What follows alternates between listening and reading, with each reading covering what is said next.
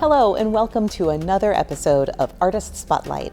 I'm Vicki Landon, Administrator for Orange County's Office of Arts and Cultural Affairs, and I am here with artist Vidisha Bajpai, who is behind From Earth to Soul, the exhibition here in the Atrium. Thank you for joining us. Oh, thank you so much for having me here. It's such a huge honor to have my exhibit at such a fabulous venue. Oh, we're excited for it, but I want to know a little bit about your background and how you got started. So you're an artist, you're an art teacher, you're an art philanthropist, but your educational background is in mathematics and computer science. So did you intend to have a career in art or in the STEM fields?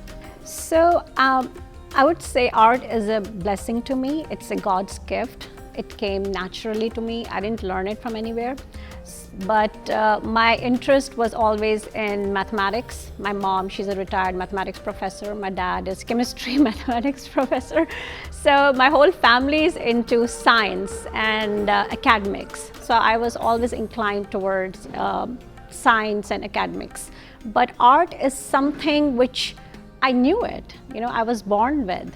So it came very naturally to me. You started painting at age 5, is that right? Yes. Do you remember some of the first early paintings that you made? I do remember actually when I was, I think 5-year-old, and the very first picture in my art file that I used to take it to my school.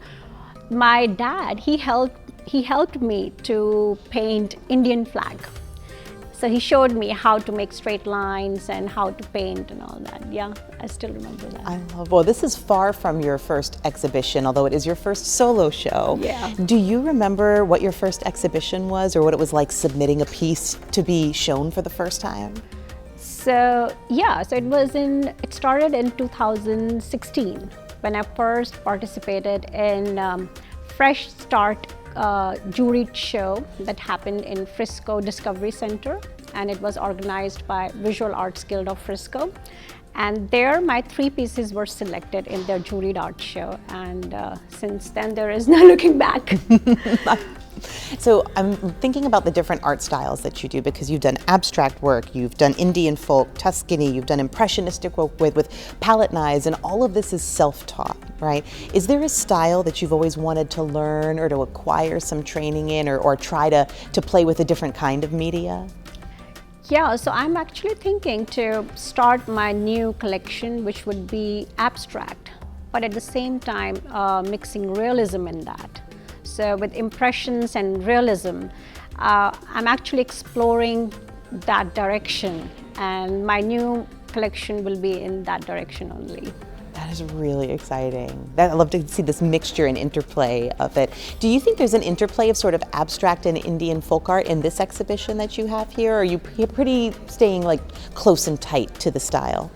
No, so there are a couple of pieces which are actually inspired by the Indian folk art. It's called Gond art, which is primarily practiced in Madhya Pradesh. It's a state in India.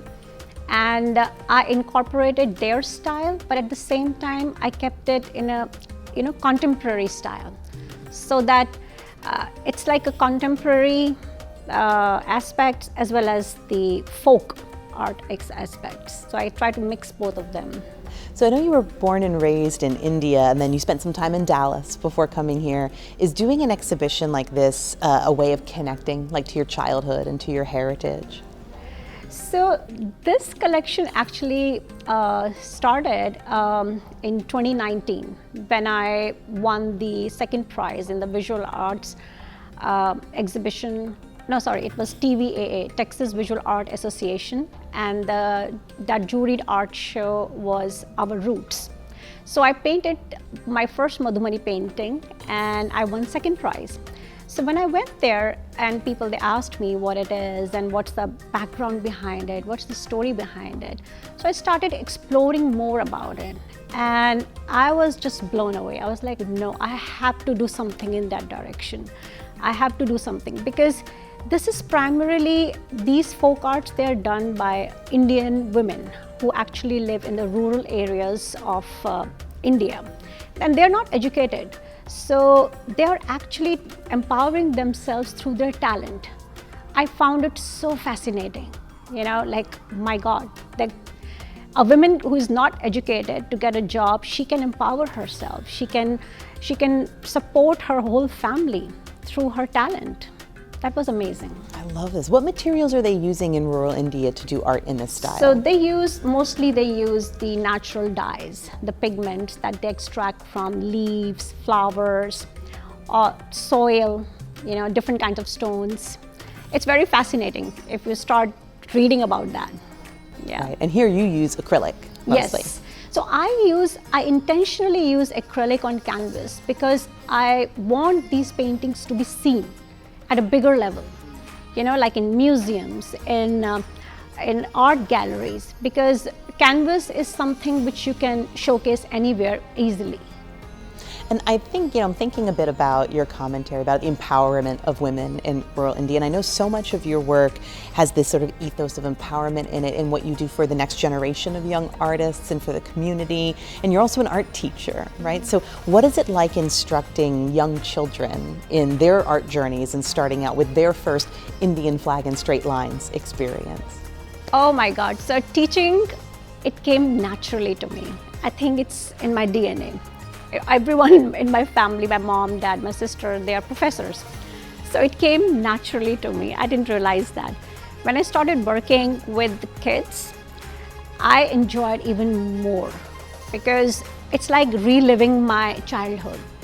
And in that process, kids also enjoyed because I teach them the way I learn. I didn't learn it from books or text, so I don't put them in a closed box. I just let them explore in different directions, like observing nature and learning by own instead of reading it or learning it from books. Learn it on your own. Yeah, and you're passing this down even up to your own family. So your daughter started an art foundation. Yeah. Will you tell us about that? Yeah, so my daughter Anika, she's now 21 years old and she's pursuing her career in arts. She's at Tisch School of Arts in NYU. So she started her art foundation in 2017, I believe, and she helped every organization, local organization over there in North Texas, every organization, even in India and Bahamas also. She actually did the workshops with the kids in slums, and we called it Project Smile. So yeah, she did amazing job. Yeah. So another thing that people might not know about you as an artist is that you also have a career in the pageant world and that you were selected as Mrs. Orlando 2022. What sort of lessons do you think that either being an artist helped you in the pageant world, or are there lessons that you learned in the pageant world that you can now bring to your art? That's an interesting question. So getting into pageantry, it was my childhood dream. So the first time when Miss India became Miss Universe and Miss World. So ever since I had this in my mind to participate in some pageant, maybe Miss India or wherever I am. And yeah, so it was another item I check mark in my bucket list. And I was new here. I didn't know anyone in Orlando that time. So I think that was a nice way to know more people, to explore Orlando. And it helped me. Well, in thinking about Orlando and about community, you are crazy involved in our community, right? Like I know in Texas you served on a number of boards and sort of nonprofit committees, but here you're involved heavily in the Rotary. You've worked with the Council of 101 at the Orlando Museum of Art, women's clubs, the Chambers of Commerce. So why is community important to you, and how does that play into this exhibition? So community is a very important part of everybody's life. So whatever we are doing, whatever we are living, what's the purpose of that? The final purpose is to give back. Of course, we are doing it for us, for our family. But if we spread the joy around us, the joy and abundance will come back to us, right? It's a circle, and I believe in that. That's a wonderful note. I love this. I love this idea. So if people are hearing this, they're inspired, they want to book you for a commission, which you do, they want to purchase one of your pieces. Vidisha, where can people find you online? I have a website, but all my work is not posted there, but you can reach out to me at my email address or at my phone number. You can text me. if you like any of my pieces from this exhibit, you're most welcome to reach out to me. Awesome. Well, thank you so much for being here, for showing your art, sharing yourself and your story with all of us. We really appreciate it. Oh, thank you so much for having me. And thank you for joining us on this episode of Artist Spotlight. We'll catch you next time.